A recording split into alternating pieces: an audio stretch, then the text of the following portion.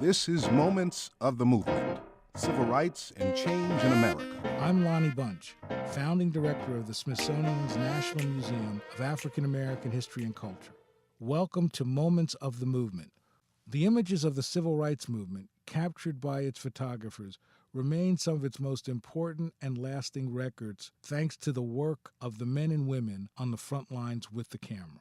Orangeburg, South Carolina native Cecil J. Williams learned of his love of taking pictures as soon as he held his first hand-me-down Kodak Baby Brownie. He set out taking pictures of the nascent movement in Orangeburg, became a correspondent for Jet magazine at the young age of 15, and made national news after taking some key images after the 1968 Orangeburg massacre.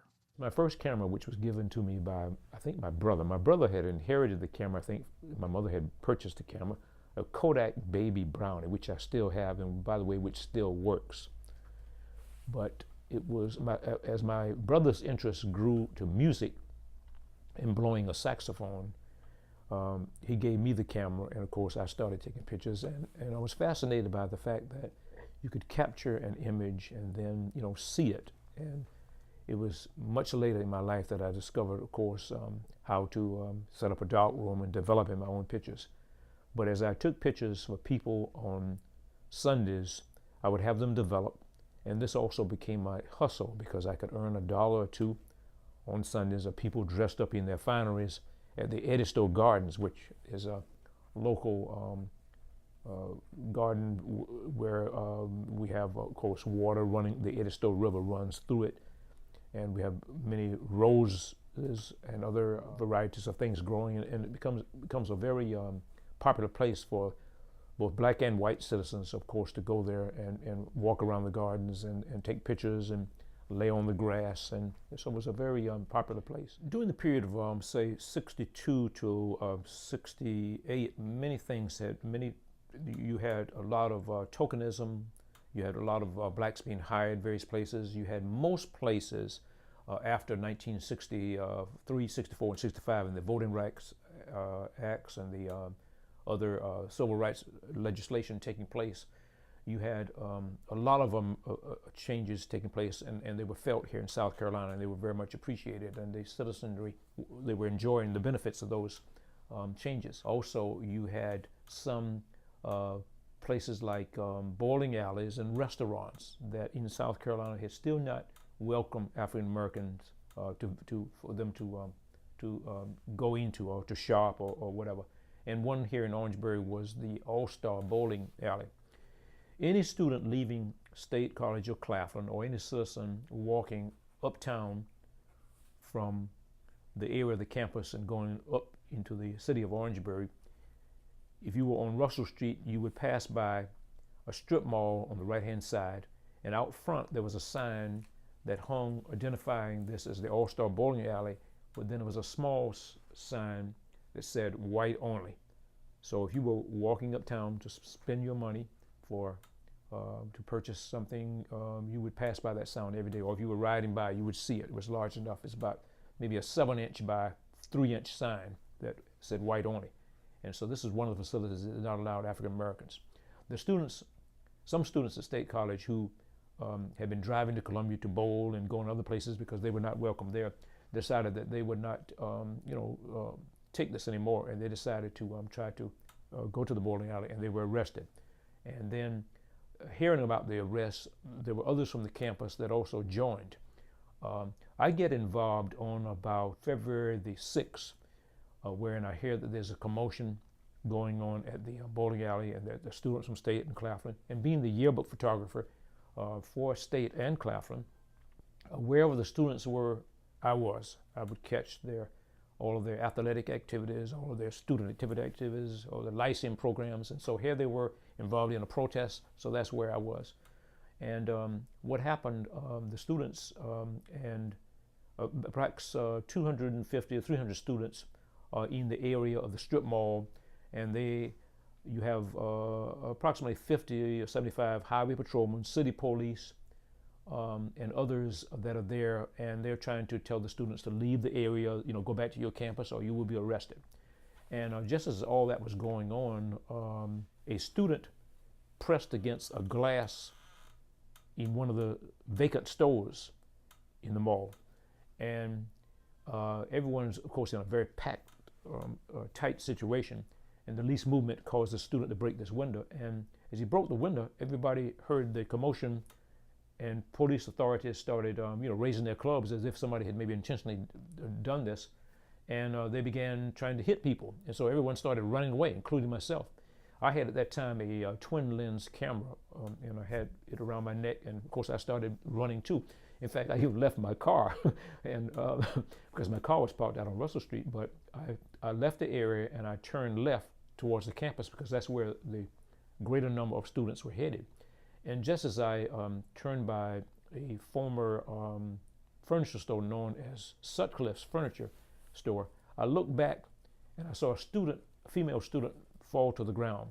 And then I saw 2 city policemen start beating on her head with clubs just because of the fact that she had fallen, not because she had done anything, and because she was running. So that shows you the cruelty and the brutality that police authorities were using. Say this was 3 days before the what turned out to be the Orangeburg Massacre. On the night of the Orangeburg Massacre, I had returned from Columbia, South Carolina, and of course I had been covering all the activities ongoing. And I came to State College from the area, again on College Avenue, and right in front of Claflin. I could not get any further because there were police authorities blocking there. And I tried to circumvent where that blockage was, and I went to another area, but I couldn't get in there either. Then I had a couple of little other areas that I knew that was on the campus itself from some other streets to get in, but I could not get in. So I found no way to be able to get onto the campus of State College on that particular evening. Later, I would find out that my being unable to get there probably saved my life, because during the night, during a time after the students had built a bonfire, 9 highway patrolmen started creeping up onto the campus of State College, and they started firing their shotguns into a crowd of about 250 students. And ultimately, they, after I think about 9 or 10 seconds of firing, you have the 3 students were later found to be killed. Then you had about 27 injured, and you have perhaps many, many more, some of whom have never come forward, that also received very minor injuries. And almost all of the injuries are injuries from the back.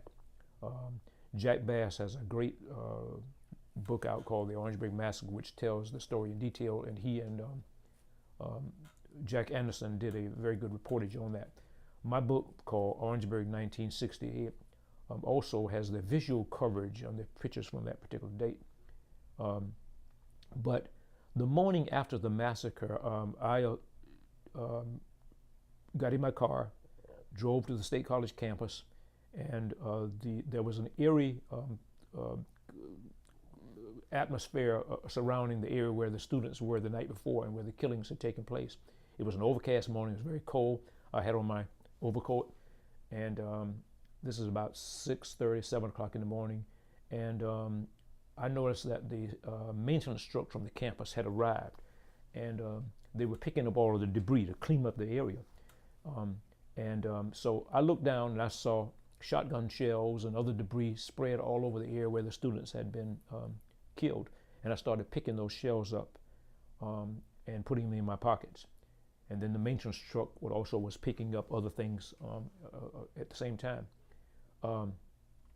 Later, after my picture appears in, I think Time and Newsweek and in newspapers all over the United States, I should mention that I took a picture of the shells of a student. I posed a picture of a student holding the shells, and I think I had about 7 or 8 or 9 shells. And later, after this picture appeared in many publications, national publications around the United States, the Federal Bureau of Investigation confiscated the shells from me, and they later were used as a trial is developed to try the highway patrolmen. And they led the shells that I picked up to coming from 9 highway patrolmen who had actually fired on and killed the students. As it turned out, in a trial in Florence, South Carolina, all 90 highway patrolmen were found not guilty. And to bring that up to today, I think that only a couple of years, the FBI considered maybe reinvestigating and reopening this particular case, but they failed to do so as well. I was also offered a job to join the FBI at that time. At this time, 1968, there were very few African Americans, and the FBI agent who got the shells from me informed me that J. Edgar Hoover himself had asked him to ask me if I wanted to be an FBI agent.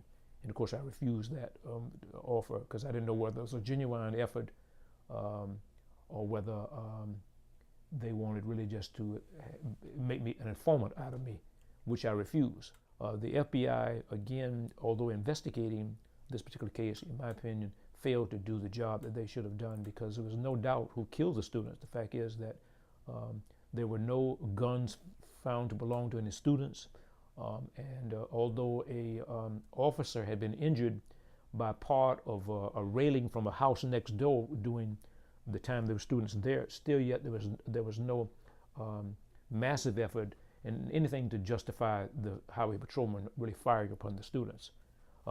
And this incident, came to be known as the Orangeburg Massacre because that's exactly what it was.